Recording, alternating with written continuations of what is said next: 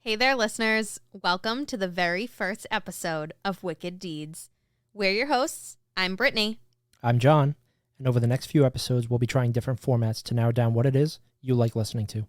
Leave us your feedback at our socials listed in the description, or email us at wickeddeedspodcast@gmail.com. And now, let's get into the episode.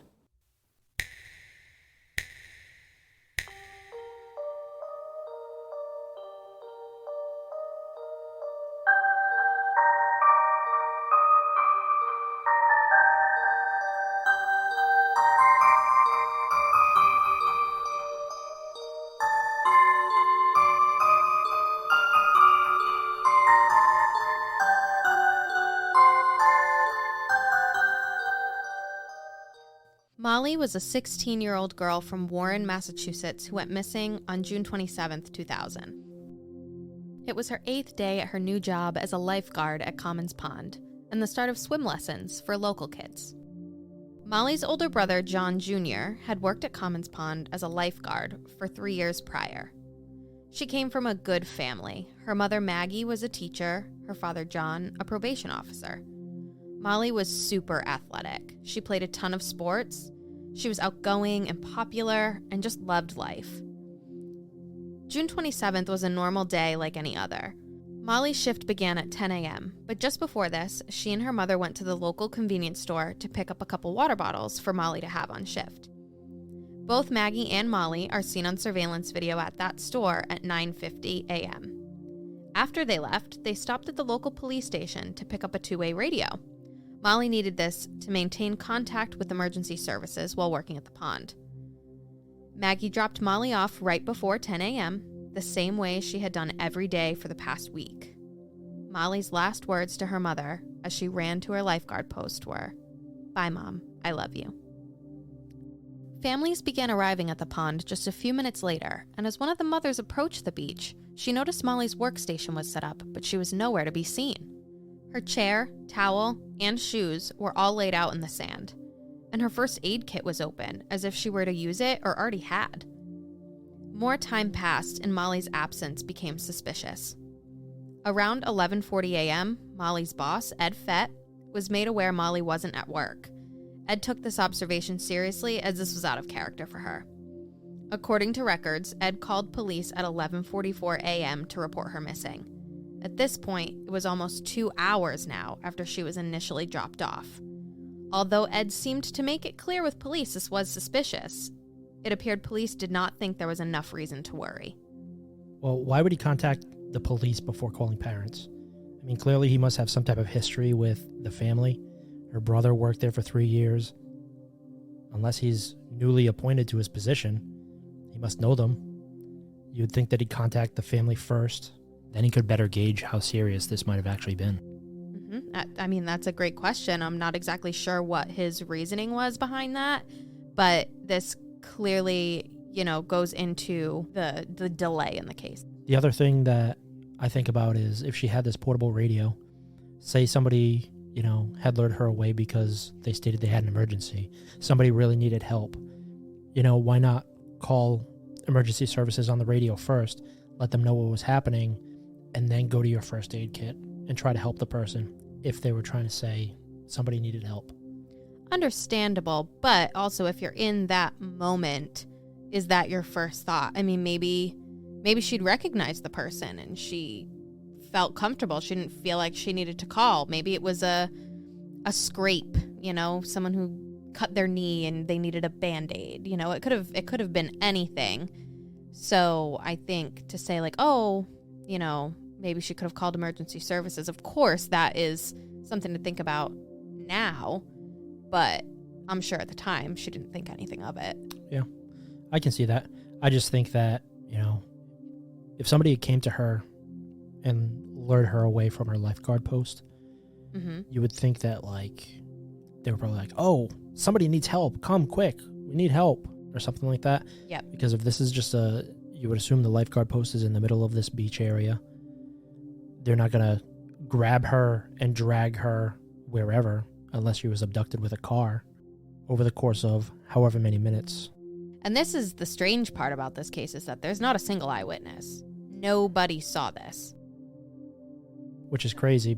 That leads more into my point of, if this person grabbed her and had to forcibly drag her into a car, to get her out of there, to try and abduct her, they need to know that they have potentially minutes available without anybody else around to see anything, which is why I'm more in the line of like, oh, somebody needs help and ran her off somewhere. For all we know, this person could have been watching her. I mean, maybe he had her as a target. There's a lot that we don't know. Yeah. So Molly's sister Heather had actually believed that the police were biased and thought Molly was just an irresponsible 16-year-old. But by 1 p.m., the tone around her case had changed. Well, that already goes against the narrative of it's unlike her to leave her post. Even her boss, who probably doesn't know her that personally, knows that she's not irresponsible enough to leave or to not show up to work. Exactly, and that's where the first problem in this case comes up, is the fact that not enough was done within the first 2 to 3 hours. Mm-hmm. So it's 1 o'clock, and nobody has been looking for her yet. Exactly. She's been taken away. How far away could she be at this point? You have lost very valuable time. Well, when the parents find out, I'm sure something will hit the fan. Exactly. The police chief then contacted Molly's mother and informed her she hadn't been seen since she was dropped off for work. When Maggie hung up with police, she immediately called Heather. Heather was shocked. She said this was completely unlike her sister, and the information just didn't make sense. Molly's family then rushed to the beach to meet with police. Warren police officials immediately partnered with Massachusetts State Police due to their lack of resources dealing with missing persons. As police start to arrive on scene, they speculated that it was possible Molly may have drowned. This idea was altogether dismissed by her family because they knew Molly was an experienced swimmer. They were sure something else must have happened. Regardless of the family's opposition, state police dive teams conducted a search of the pond anyway. And, just as the Bishes thought, they found nothing. Mm-hmm. The next day, the search was on. Volunteers were searching in and around the pond, local businesses were putting up missing persons flyers, and helicopters were brought in to do a grid search from above. Still, nothing was found. As the search for Molly continued, Maggie remembered something of importance from the day before. When she dropped Molly off at Comin's Pond, she had noticed a white sedan, possibly a Buick LeSabre. There was a man in the driver's seat smoking a cigarette, and as she walked back to her car, her eyes met his gaze, and he glared back at her. She instantly felt uncomfortable. She didn't recognize this man and didn't believe he was from the area. It was a small town. Everyone knew everyone. She felt compelled to wait it out. She got into her car and waited until the man left before she would leave the lot. It didn't feel right to leave until the man was gone. When police were made aware of this sighting, they set up roadblocks throughout the town and questioned neighbors, family, and friends about this. They discovered that this same white sedan had actually been spotted at a cemetery across the street and multiple other areas across town. I mean, it's a good thing that she said this to police, because how often do we have these chance encounters with people and they end up being something more than what we thought they were at the time? You're right, and this piece of information ends up being crucial in this case going forward. Molly's mother also described the man she had seen to a sketch artist, and that sketch was provided to the public in an attempt to find a suspect. Looking at the sketch, if I had to guess, it looks like maybe a middle-aged Hispanic male, 40, 50 years old, slick back hair, a mustache. He looks like he'd be part of a cartel, like a Pablo Escobar. Yeah, he looks like he could be up to no good. Yeah, he looks like a real creepy guy. Now that police knew the man Maggie saw in the lot was a smoker, they wanted to go back and search the area to see if they might be able to find a discarded cigarette butt to test for DNA. Unfortunately, due to all the people in and out of the area over the past 2 days after Molly went missing, the scene had been trampled on. There was no way to differentiate between any of the evidence. There were countless cigarette butts. They couldn't test them all. Thousands of tips would come in throughout the next 3 years. Police were diligent about working each lead, but nothing ever panned out. There was no real movement in the case for roughly 3 years until a tip came in late spring 2003. A local hunter came forward with some compelling information. He had seen a tattered blue bathing suit in the woods at Whiskey Hill in Palmer, Massachusetts, just a few miles away from where Molly went missing. The hunter took investigators to the location of the garment, and it was still there. When the bathing suit was discovered, Maggie knew it was Molly's before they even tested the DNA. She was right. The DNA on the bathing suit was tested, and it was a match to Molly. With a newfound determination, police launched a search of Whiskey Hill, with volunteers walking hand in hand, shoulder to shoulder through the woods to locate her remains. Overall, 26 bones were found in the woods of Whiskey Hill. All were tested and all belonged to Molly. She was laid to rest on what would be her 20th birthday, August 2nd, 2003. There were no suspects or persons of interest in her case until 2008, when a tip came in about a man named Rodney Stanger, a man arrested for the murder of his girlfriend in Marion, Florida. You see, Rodney had a girlfriend named Crystal Morrison. Crystal, who must have been feeling wary about her relationship, had confided in a friend that Rodney had boasted about murders he committed in Massachusetts several years prior. Sometime after that unknowingly important conversation, Crystal was found dead, and Rodney charged with her murder. That friend, now believing that Rodney is a murderer, provided police with a tip that could potentially help in Molly's case. The tip lacked details, but police felt it necessary to follow up on all leads, regardless of how small. Here's some information about Rodney that made him seem like a good person of interest. At the time of Molly's disappearance, Rodney and his brother lived just a few towns over in Southbridge, Massachusetts. He and his brother spent copious amounts of time fishing at Comin's Pond and may have even ran into Molly a time or two. The men frequented the area where Molly's body was found.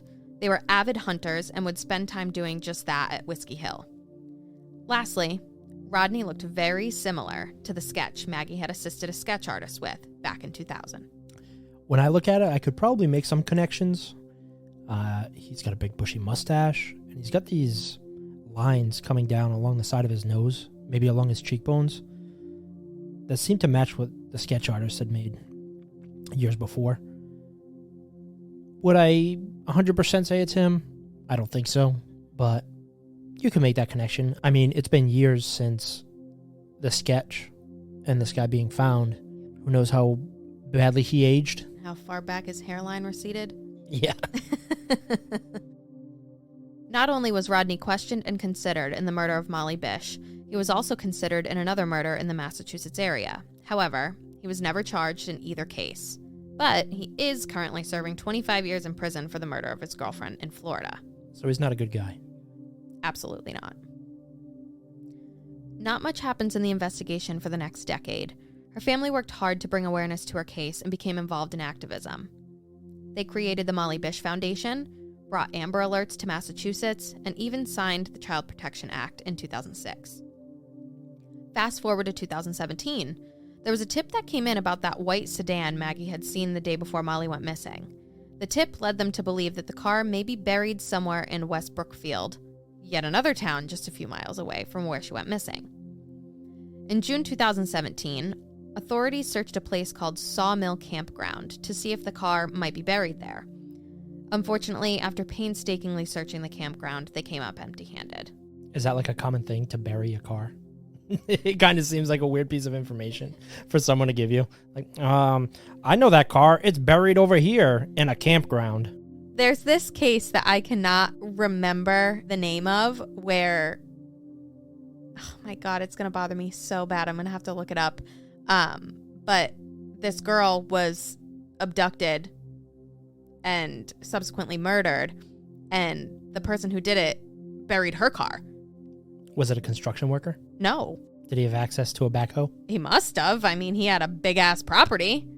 Okay. Well, yeah. So, I mean, who knows? We don't know how Molly was killed. What if she was killed in the car and they wanted to get rid of the evidence? Yeah, that's true. It's okay, though, because that's not the last piece of information they've received in her case. In June 2021, just a few months ago, there was a break and a new suspect has been identified. And this is the first time police have actually used the term suspect and not just person of interest. Oh, that's huge. The news has blown up with this new evidence.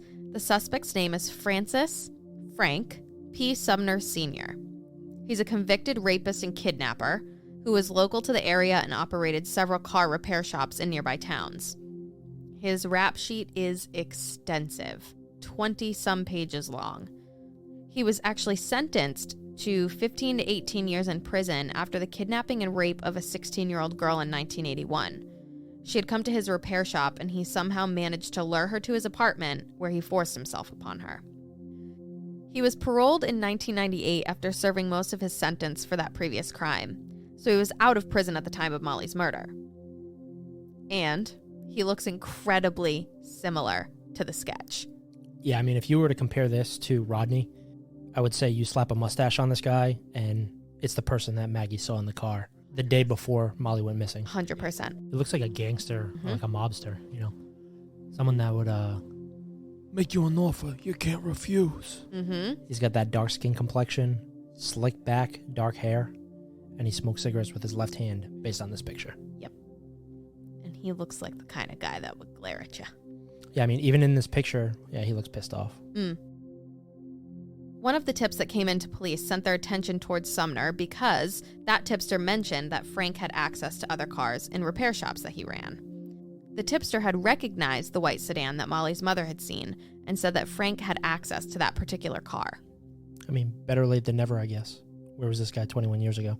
That's an excellent question. I have the same one. It's like, oh yeah, I remember that car from 21 years ago.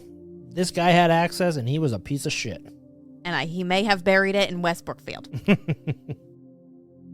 The most frustrating part of all, though, is Frank's dead. He died in 2016 and he was cremated, so there's unfortunately no body to exhume for DNA purposes. However, it doesn't mean we're totally out of luck. Familial DNA will likely come in handy. Police, who have collected DNA throughout this investigation, are going to compare it to several of Frank's family members to hopefully confirm a match and close Molly's case 21 years later.